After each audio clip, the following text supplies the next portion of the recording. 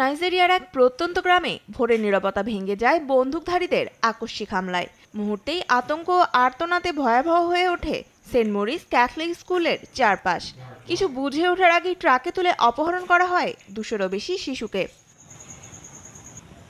শুক্রবার নাইজেরিয়ার নাইজার অঙ্গরাজ্যের আগুয়ারা জেলার Saint Maurice private Catholic secondary স্কুলে ঘটে এ ঘটনা।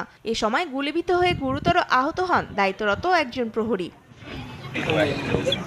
স্কুল কর্তৃপক্ষ জানায়, মধ্যরাতে অস্ত্রধারীরা হোস্টেলে ঢুকে ঘুমন্ত শিশুদের জিম্মি করে। এ সময় 215 জন শিক্ষার্থী এবং 12 জন শিক্ষককে তুলে নিয়ে যায় তারা। হামলার পরপরই সেনা ও অন্য নিরাপত্তা বাহিনীর সদস্যদের ঘটনাস্থলে মোতায়েন করা হয়েছে এবং আশপাশের বনাঞ্চলেও তল্লাশি চালাচ্ছে পুলিশ। যেসব শিশু হামলা থেকে পালাতে পেরেছে তারা ভয়ে বিভিন্ন এলাকায় চলে যাওয়ায় প্রকৃত নিখোঁজের তালিকা জানা যায়নি।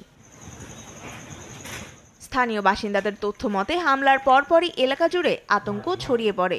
আদরের সন্তানকে খুঁজে পেতে দিকবিদিক ছোটাছুটি করেন অভিভাবকরা, যার জন্য স্কুল নিরাপত্তার ঘাটতিকে দায়ী করেন অনেকে।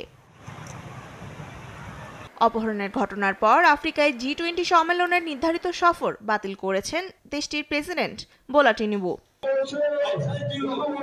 এদিকে সোমবার উত্তর পশ্চিমাঞ্চলীয় কেব্বি অঙ্গরাজ্যে আরেকটি মাধ্যমিক বিদ্যালয়ে সশস্ত্র হামলায় 25 জন ছাত্রীকে অপহরণ করে বন্দুকধারীরা।